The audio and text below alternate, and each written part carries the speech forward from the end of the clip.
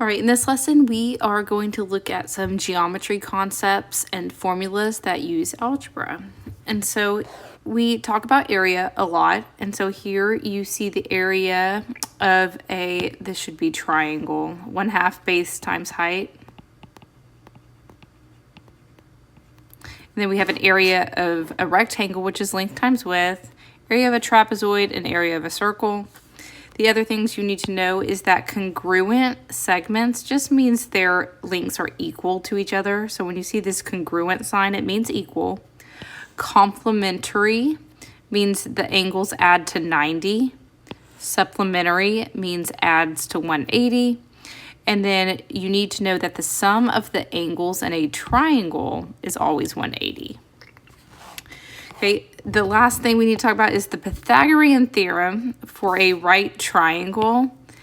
If you have a right triangle, you have, if you have A, B, and C, the hypotenuse is C.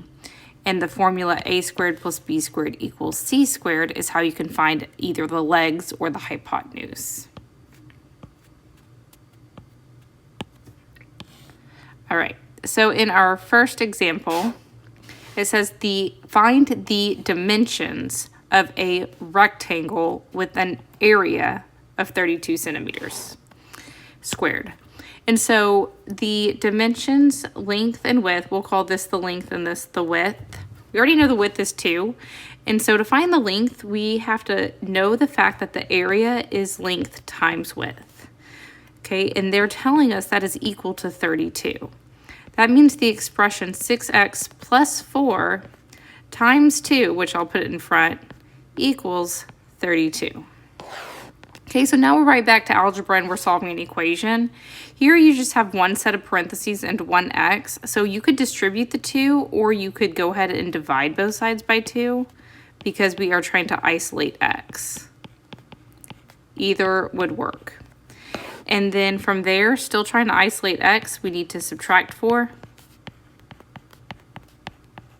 And then divide by 6. And so we end up with x equals 2. Okay, and so we're not done. They are asking for the dimensions. And so the length is given by 6x plus 4. And we now know that x is 2. Which means our final answer for length is 12 plus 4, which is 16. And so this rectangle is 16 centimeters by 2 centimeters for the dimensions.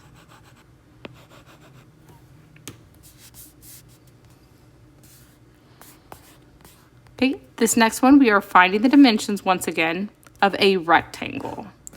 Okay, and so one thing we know about rectangle is that these two sides are the same length. And so while they're giving us two different expressions, we can set them equal to each other since their values will be equal. So I know 2x squared minus 2x will equal the x squared plus 8. Now this is a quadratic equation. We have an x squared, and so we need to get everything on one side to try to factor. And so I'm going to subtract x squared from both sides, and then also subtract 8. We want it equal to 0.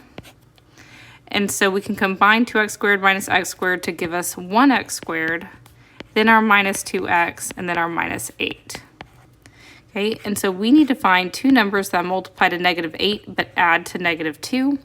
Those numbers are negative 4, positive 2, which means my factors are x minus 4 and x plus 2.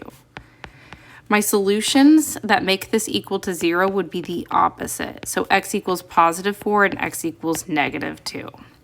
Now x is the width of our rectangle, so a negative answer will not make sense. And so we're only going to focus on the positive value of x. Okay, and so going back to the questions, it wants us to find the dimensions. And so this top value and this bottom value, they're going to be the same. So you can use either one. So I'm gonna use the x squared plus 8. It looks simpler. And so for our length, x squared plus 8 is going to give us 4 squared plus 8, which is 16 plus 8, which gives us 24. 24 centimeters. It's important to use units. That's very important when you get to AP classes. And so our rectangle is 24 centimeters by X centimeters, which we found to be 4. So 24 centimeters by 4 centimeters. Now they want us to find the area, which means we need to multiply the length times the width. We found the length was 24 and the width was 4. And so 24 times 4 is 96. And then square centimeters.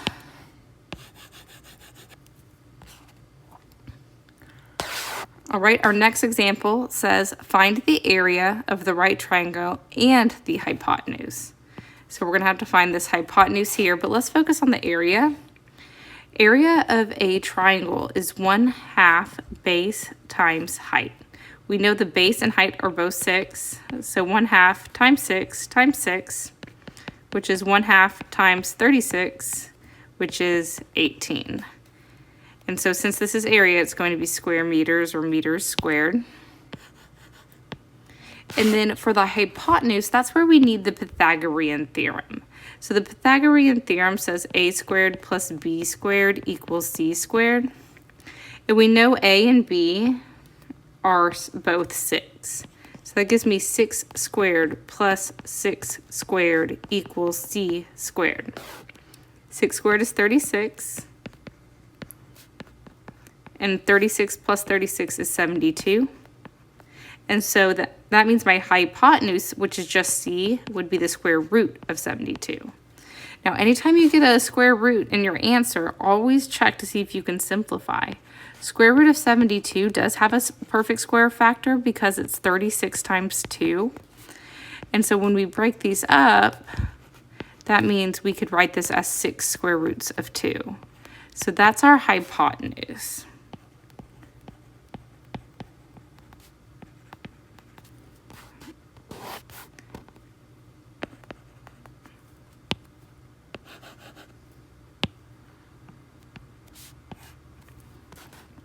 Make sure I spelled that right.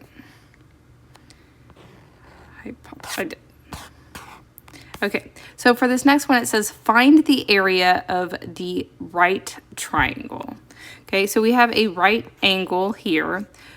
And in order to find the area of a triangle, we need to know the height because the area is given by 1/2 base times height. We know the base is 8 along the bottom, but we don't know the height. That is not given.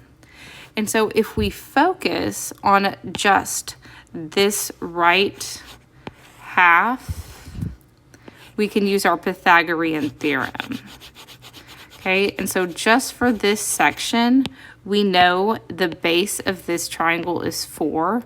We don't know the height, and then we know the hypotenuse is 5. So by the Pythagorean theorem, we know this h squared plus, let me go ahead and write the formula.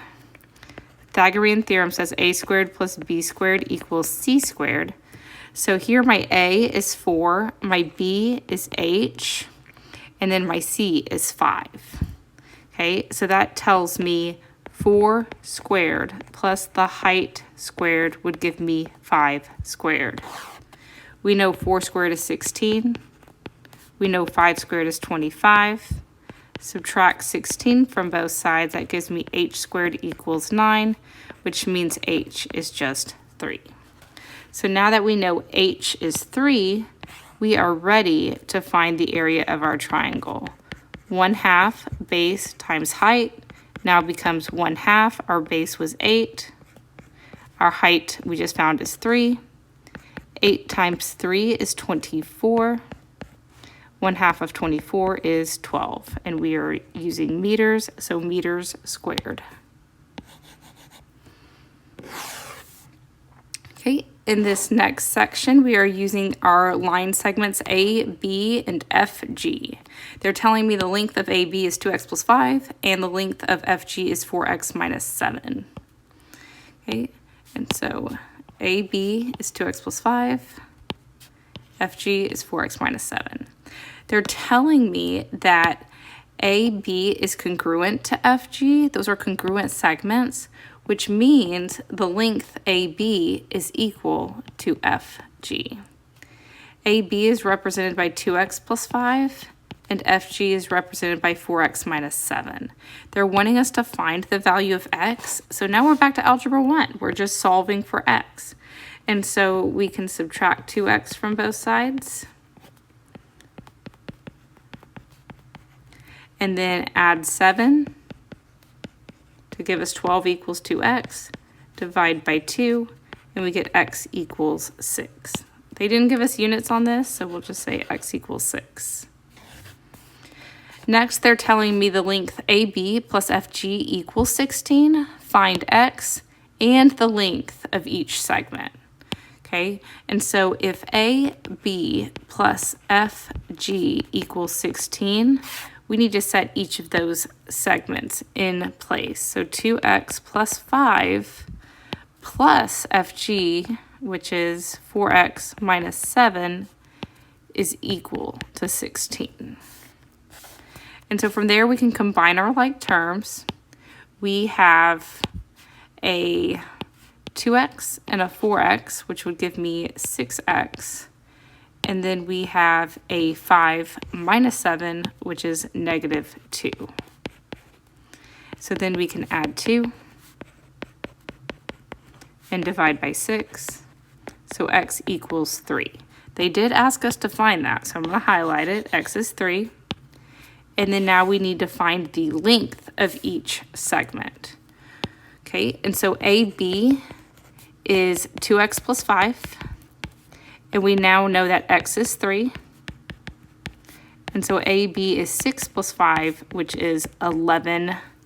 And we still don't have units. So AB is 11. And then for FG, FG was given by the 4x minus 7. We know that x is 3. So that gives me 12 minus 7, which is 5. Okay, now looking at some angles. It says angles A and angle B are complementary, which we know that means their measures add up to 90.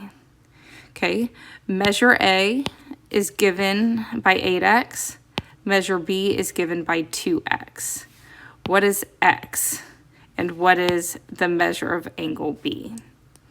Okay, and so we know that measure of angle A plus the measure of angle B is equal to 90 degrees because of the word complementary. So that means our 8x plus our 2x given from these expressions has to equal 90. So that means 10x, combining those, equals 90, which means x equals 9 if you divide both sides by 10. So that was one of the values they asked for, so x is 9. And then they also asked for the measure of angle B, which is given by 2x, which would now be 2 times 9, which would then be 18 degrees. Okay, now angle A and angle B are supplementary. That means they're adding to 180. Complementary is 90 and supplementary is 180. Again, measure of angle A is represented by 8x. Measure of angle B is represented by 2x. Okay, we're finding x and then measure of angle B. And so they told us that measure of angle A plus measure of angle B is equal to 180 because they said supplementary. That means 8x plus 2x is equal to 180, which means 10x is equal to 180, which means x is equal to 18 if you divide both sides by 10. They asked for that, so x equals 18. And then now for the measure of angle B, which is given by 2x, 2 times 18, which is 36 degrees. Right, given the triangle, find x. Okay, well, we know that the sum of the angles is 180. So that means 5x plus 6x plus x equals 180. That means 12x, 5 plus 6 is 11, plus another one is 12, equals 180. And so then we divide both sides by 12. X equals 180 divided by 12, which is 15.